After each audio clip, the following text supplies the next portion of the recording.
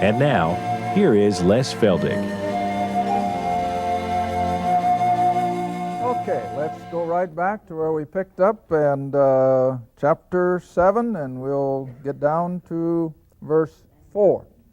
Now, for those of you in television, we like to announce periodically that we tape 4 of these programs in succession, so you'll see the same people in the same place wearing the same clothes for a whole month.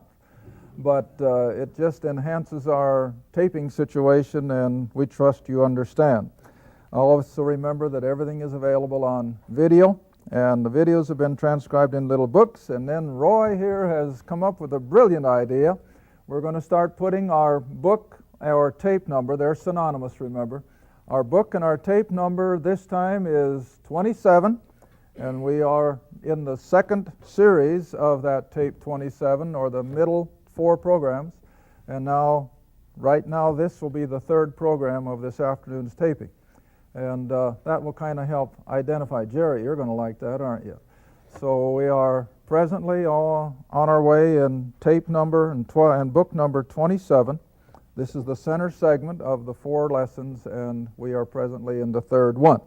Okay, so much for that. 1 Corinthians chapter 7. Chapter I told you I just as soon forget about and skim around, but it is still so appropriate.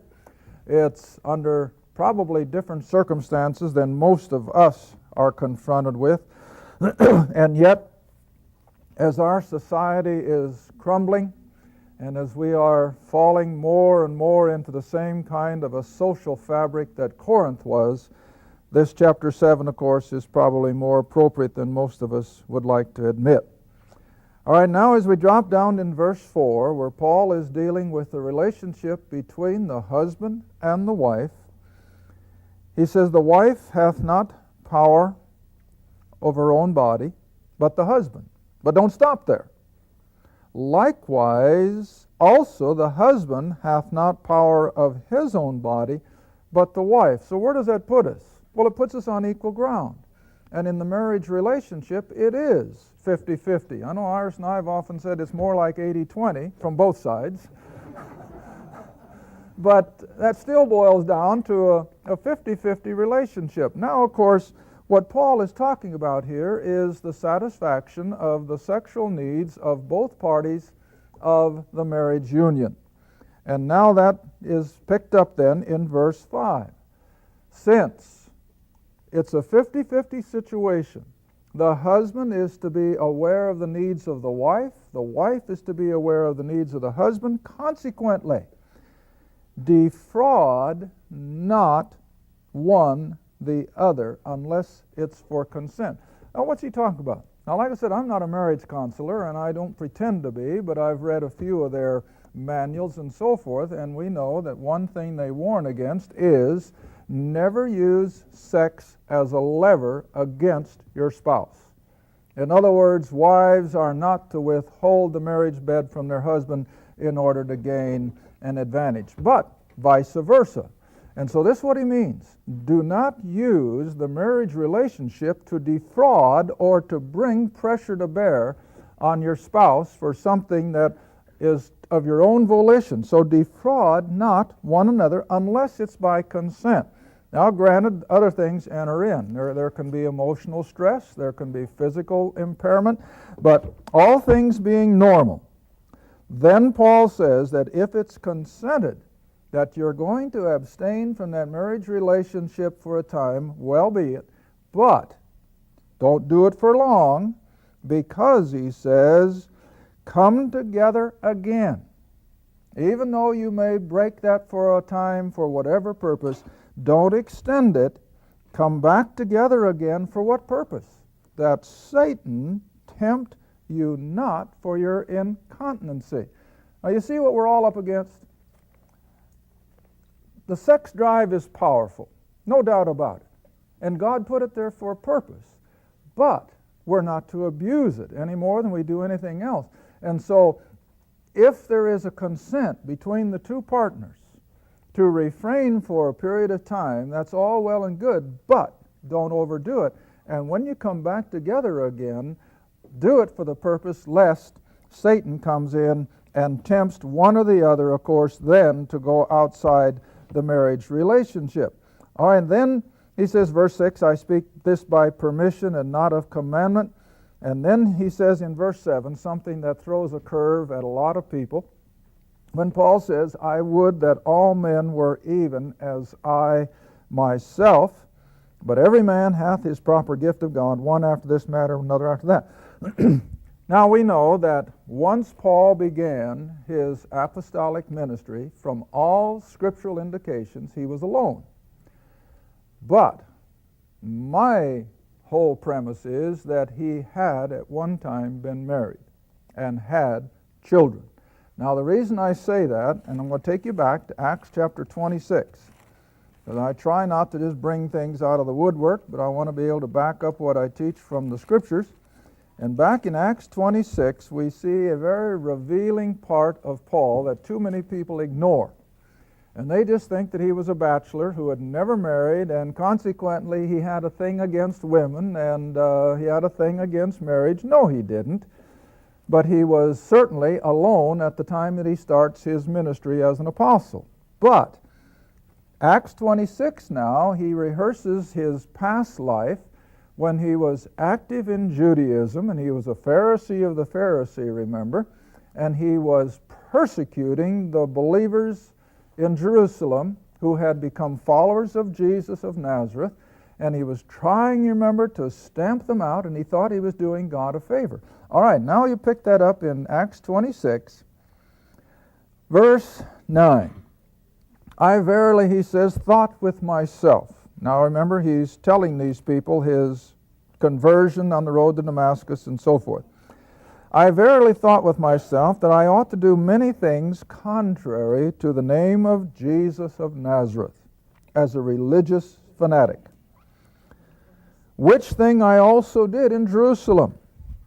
And many of the saints did I shut up in prison, having received authority from the chief priests. And when they, these believing Jews, whom he had arrested and brought back before the religious leaders of Jerusalem, and when they were put to death, I gave my voice, the King James, and a better word is vote. And I gave my vote against them. Now, who was the ruling body of Jews that would have been voting what to do with these believers? The Sanhedrin, or the Sanhedrin, however you want to pronounce it. Now, here's where I maintain the man was married.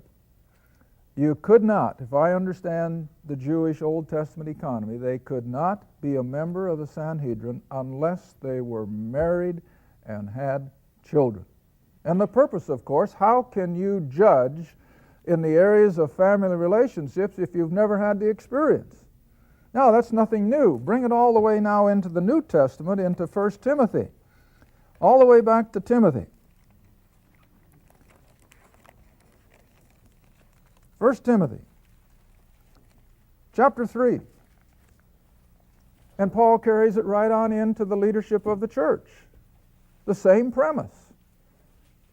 How can leaders of the church lead intelligently and from experience if they've never had the responsibility of being a husband and a father? All right, look what he says in 1 Timothy chapter 3. You know, and here's one of these places I always ask people, I don't care what denomination you're from. I don't care what you think of the Apostle Paul. Where do you get the reasons for your church government or organization? Well, you get it from Paul, whether they like to admit it or not. And here we have it. We have the qualifications for a pastor or a bishop and the deacons. All right, 1 Timothy chapter 3, starting at verse 1. This is a true saying. If a man desires the office of a bishop, and I think that is also the pastor, he desireth a good work. A bishop or a pastor then must be blameless, the husband of one wife, vigilant, sober, of good behavior, given to hospitality, apt to teach, not given to wine. In other words, he can't be an alcoholic. No striker, can't be a brawler. And not covetous. And then verse 4. What is the other part of his requirement? One that ruleth well his own house, having his, what does the book say? His children, see? Having his children in subjection. And you come on down to the deacons and it's the same thing. So this whole process of leadership in the realm of the Spirit demanded that Paul was married, had children. What happened to him, we don't know. I would like to think, and I may be as wrong can be, but I like to think that after his conversion on the road to Damascus, and it just totally upset his whole apple cart of life, so to speak, and he turned his back on that well-paying position as a member of the Sanhedrin, as a member of the Pharisees, and you know, he says in Galatians that he profited in the Jews' religion. In other words, he was making, I think, big money as one of the religious leaders of Israel. And he turned his back on all that. What do you suppose his wife and kids did? I think they rebelled at the very thought of it, and she probably left him or divorced him or whatever. We don't know. That's all just my own idea. But whatever, I have to feel that Paul at one time was married and had children, but something happened to him, because from the time that we pick up the Apostle Paul in the book of Acts, he is alone. He doesn't call himself a widower. He doesn't call himself a bachelor. He just knows that he does not have a wife or family. Now then, coming back to 1 Corinthians chapter 7, it's that single state then that Paul is referring to when he said, I wish all men were even as I myself. Now there had to be a reason for the man to say that, because he certainly was not putting the kibosh on marriage and family. But all through Paul's letters, what was he expecting to happen at any moment? Well, the Lord to come. And on top of that, I think that by the sovereign grace of God, Paul had a little bit of a foreview of the horrible persecution that was going to come upon the Christians. Now then, if all of a sudden persecution was to fall, how much easier it would be for people to be single. Stands to reason. Where a poor little wife wouldn't have to suffer the consequences of her husband being taken away in the middle of the night, or having children suddenly kidnapped away from them and not knowing what happened to them. It'd be better to just be alone, face persecution, face the death, and have it over with. And so I think both of these things have to be brought into our understanding of what Paul is teaching here, that number one, the Lord's coming he thought was at hand. Paul says that throughout his letters, that the Lord was coming imminently. And of course, it didn't happen. And so he tempers these relationships with that in view. Plus, like I've already said, he had an inkling, I'm sure, of the horrible persecution that was going to be coming across the Roman Empire. So take all that into consideration. Now then, verse 8. I say therefore to the unmarried and the widows, it is good for them if they abide even as I. There again, he's telling even the women it would probably be more comfortable, it would be better if they would remain single than to get involved again and go through the trauma of losing their husband to the forces of persecution. But he's going to give them an out. If they cannot contain, let them marry, for it is better to marry than to burn. Now what's he talking about? Well, if they cannot control their sexual desires, and it gets to the place that they're tempted to commit adultery to do that, then Paul says, you're better off getting married. That comes right back to what he says up in verse 2. Nevertheless, to avoid immoral circumstances or the temptations of it, you're better off getting married. But that aside, he said it's better that they stay single under those circumstances. Now then we come down to verse 10. And this is difficult. And I know that a lot of people probably don't like to face this head on, but we have to because it's in the book. But I'm going to, I guess I can use the word again, I'm going to temper it somewhat by assuring people that even though we are guilty of the sin of adultery by virtue of remarriage and so forth, yet every sin is forgivable. There is nothing that the Lord will not forgive. But again, I think society as a whole, and especially the Christian community, has to understand how God looks at these things. And that's what we have to go by. How does God look at it? Not what society thinks, not what our denomination thinks, but what does God say? And again, like I said in the last program, the problem with our whole attitude towards marriage amongst our young people is because they have not been taught what God says about this marriage relationship. All right, verse 10. And so unto the married I command, yet not I, but the Lord. So this is the word of God.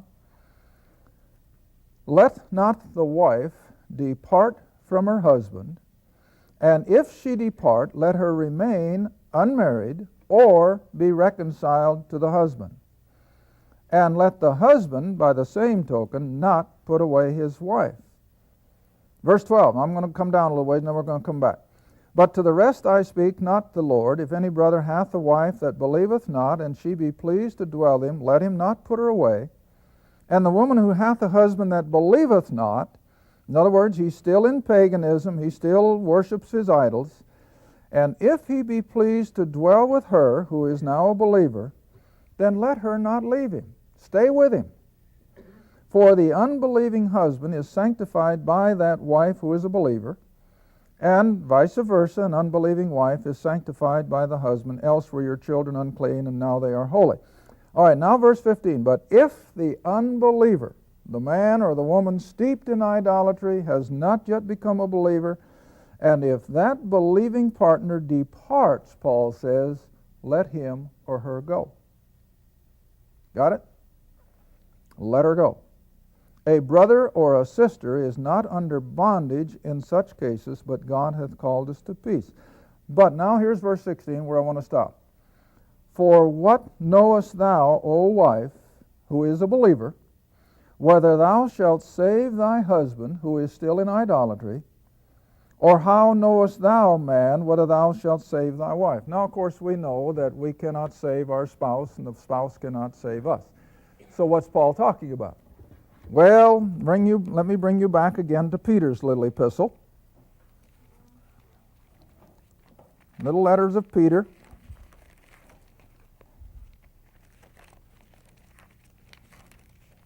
I think I want 1 Peter, honey, 1 Peter chapter 3.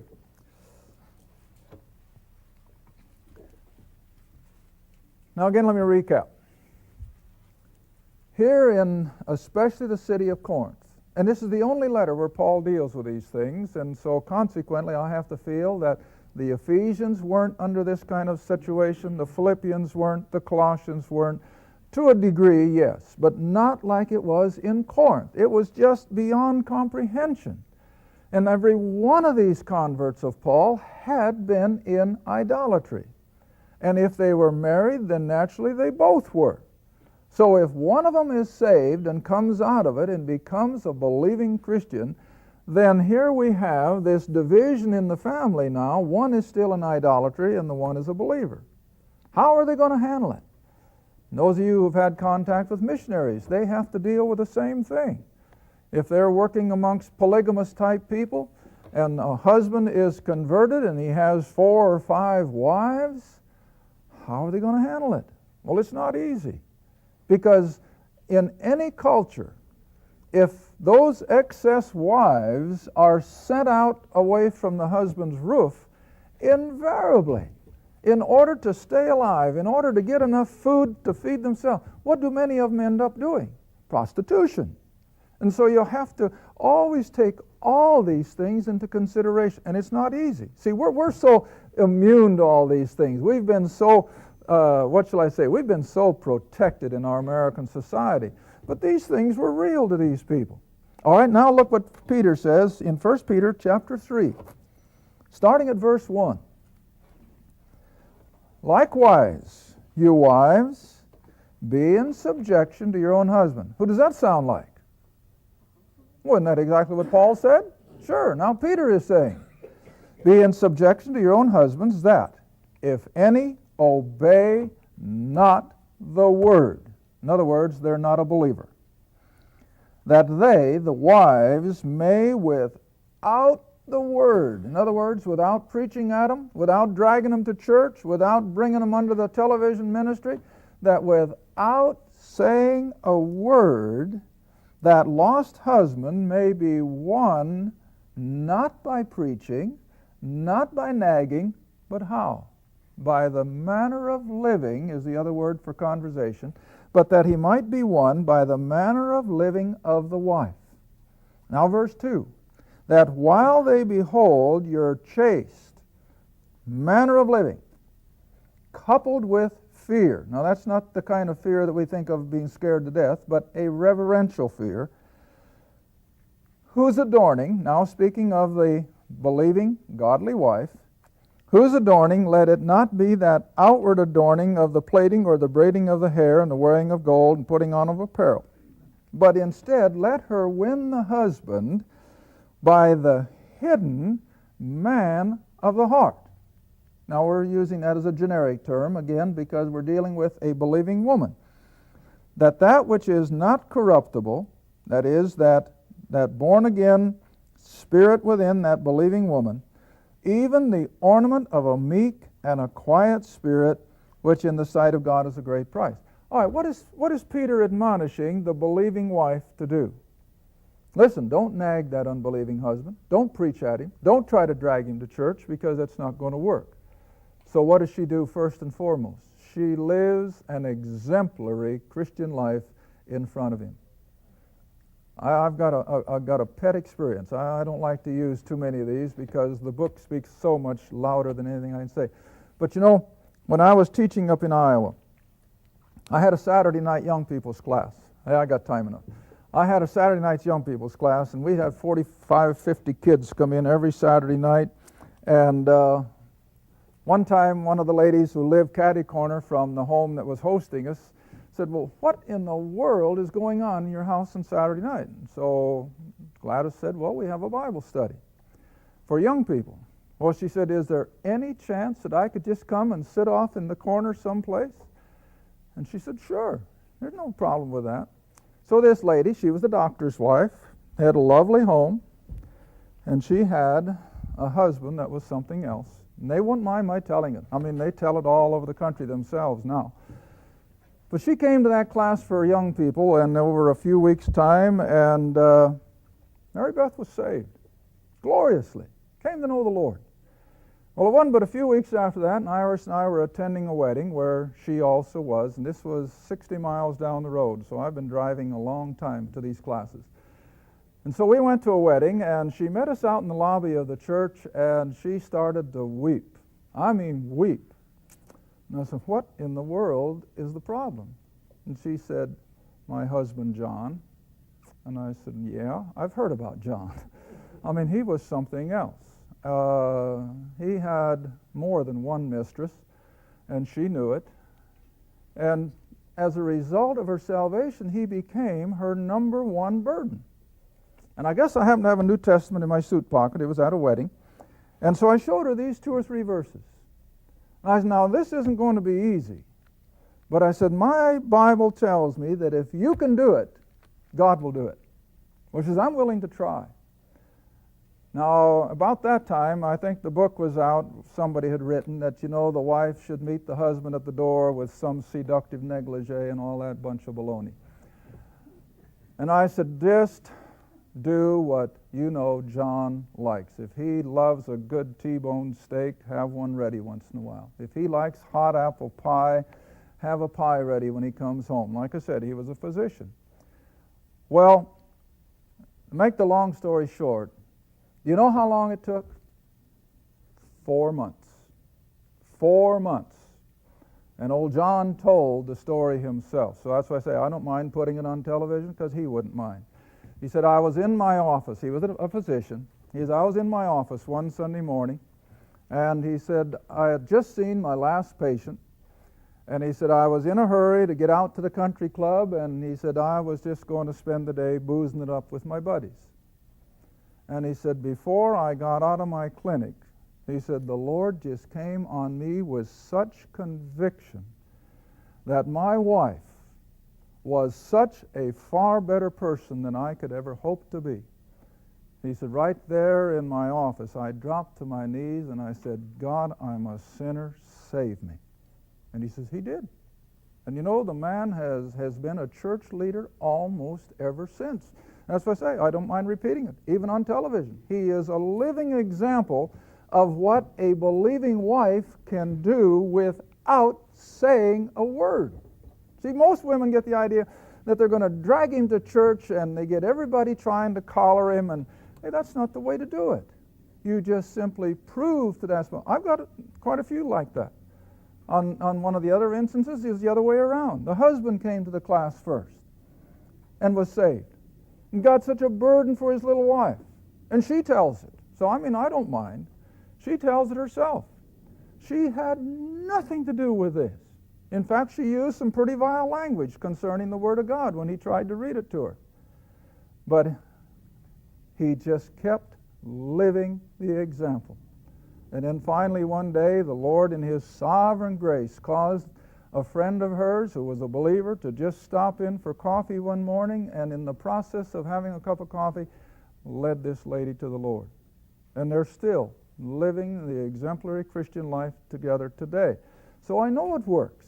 All right, now then, this is all that Paul is saying, that if a wife or a husband finds themselves still in a marriage relationship with a rank pagan unbeliever, hang in there. Paul says, don't break up the marriage if at all possible, but live the example so that the day will come when they will open their heart to the gospel, and then you can have, again, a happy marriage relationship, a happy home, and of course then the children will more than likely follow suit.